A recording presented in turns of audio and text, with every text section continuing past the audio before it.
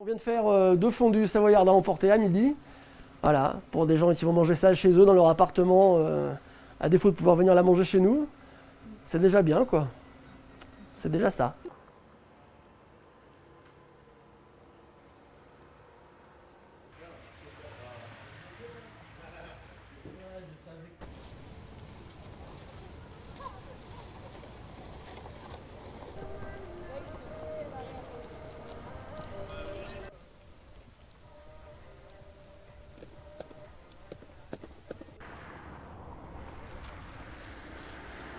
Le ski est on va dire le poumon économique de la station, donc différents acteurs qui ont des activités comme la motoneige, le chien de traîneau, les balades en raquette, le ski de rando a marché, a un bilan plutôt positif. En revanche, tout ce qui est location de ski, hôtellerie, restaurateur, la situation est beaucoup plus compliquée pour eux.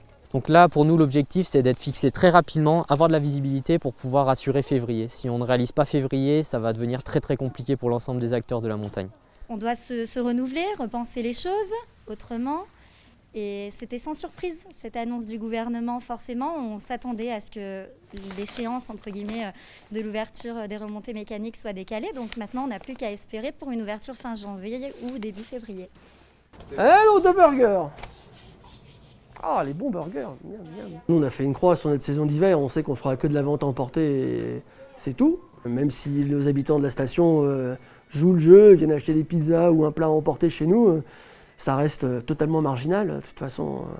Et puis nous, on a des établissements qui sont faits pour faire 200 couverts, donc si rester ouvert pour faire 10 couverts, on le fait, hein, parce qu'on fait du service public. Vraiment, là, en ce moment, on fait du service public. L'État nous paye pour faire du service public, on le fait.